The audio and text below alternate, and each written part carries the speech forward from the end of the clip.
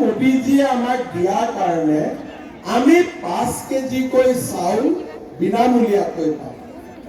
আজি মোদীজীয়ে আমাক ration card দিয়াৰ কাৰণে আমি উজ্বলা গেছ পাওঁ বজাৰতকৈ 300 টকা দাম কম।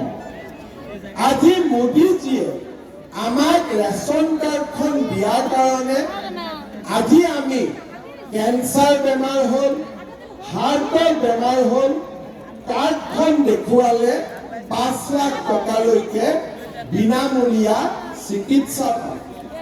আজি মোদীজীয়ে আমাক বেংক একাউণ্ট দিলে, সেইকাৰণে মই অৰুণোদয় দিয়া আৰম্ভ কৰিলোঁ।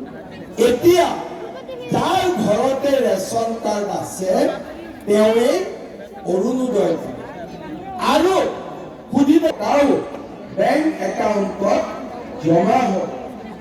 আজি মোদীজীয়ে বেংক একাউণ্ট খোলাৰ সুবিধা কৰি দিয়াৰ কাৰণেই মইনা আঁচনিত এইবাৰ ছোৱালীবিলাকে বেংকৰ একাউণ্টত টকা পাব।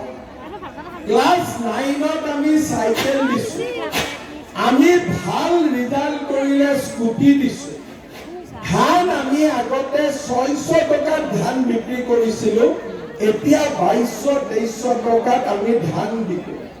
আগতে সৰিয়হ আমি 1000-1500 টকাত বিকিছিলোঁ, এতিয়া আমি সৰিয়হ 5500 টকাত আমি বিক্ৰী কৰিব পাৰোঁ।